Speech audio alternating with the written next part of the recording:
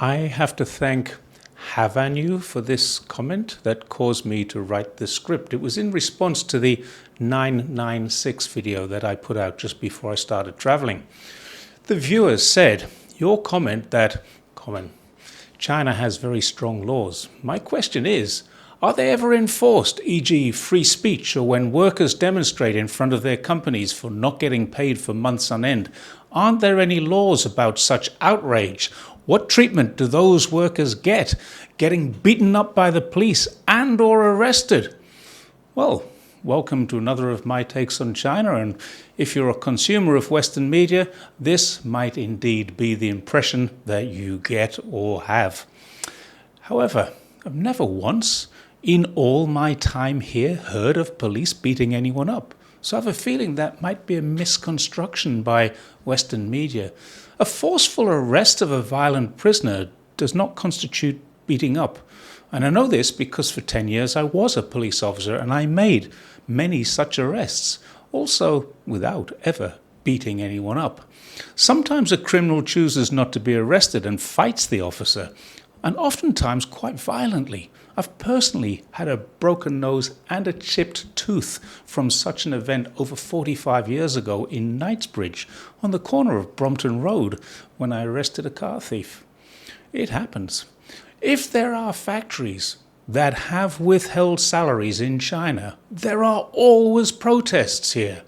It happens at a rate of several hundred a day. That's a fact, not fiction. I've talked about it before and I've linked it in an earlier video about free speech and the right to protest. There is a constitutional requirement on the party and the local government, which may not be the same thing, to handle the complaints made. Of course, not all complaints are handled to everyone's liking, but they are all addressed and records are kept. If the complaint escalates, the person handling the original complaint would also be investigated. So it's in their interest to get this right. As a person who was on the front line of the British miners' strike in the 1980s, I both fought with and talked to pickets there.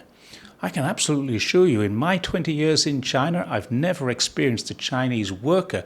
I've never even heard of one in media, either in international media or local, getting treated anywhere near as badly as those guys did.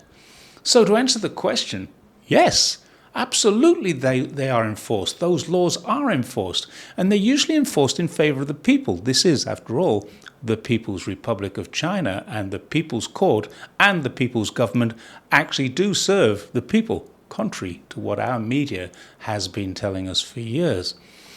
I was once unfairly dismissed from a job. The employers of over 200 foreign employees mistook me for a person that they wanted to sack, and they fired me without giving me the opportunity to have my say. I took the matter to a lawyer, and a few months later I received a settlement without ever needing to go to court. But had I gone to court, my lawyer assures me there's no doubt whatsoever I would have won that case. The employer was not Chinese, and the two people responsible for firing me were not Chinese either. This was a simple case of people doing the wrong thing because they thought in China they might get away with it. I signed a non-disclosure agreement at the time, so I can't give any details about that, but when people admire the new kitchen, bathroom and dining room in my apartment, I can honestly say I have my former employer to thank for that. I didn't earn it. To be honest, I assumed that answer would be the end of the matter, and I wrote most of that. But a day later, the same respondent was back with this comment, quote, "Maybe you should take a look at this podcast here on YouTube by China Observer." And the video was called "World's Largest China Auto Glass King Faces US Probe, the Next Huawei?" It totally demolishes every argument you made about 996 and what you call powerful laws. Like a Chinese employee mentions, he worked for 4 months and only got paid for 1. He dared to sue the company. Go ahead, sue us, and even if you win, you won't get paid. He won and didn't get paid. He states if it's a foreign company, one may get some redress. But if it's a Chinese company, it's all about good connections, so good luck. End of quote. My response was this: you found a video that proves this happened to a person, 1.4 billion people here, then I guess you're a better man than me. If you'd have linked it, I might have some information to help you with, but since you didn't, I'm not going to go looking for lies about China. There are enough of them come across my feed without looking further. But here's an interesting thing. I remember when the BBC exposed Apple for being such an employer. Apple insisted they were not. And after I came to China and looked around some companies, I found the BBC's biggest claim was rubbish. Every employee was so tired they had to sleep at their desks.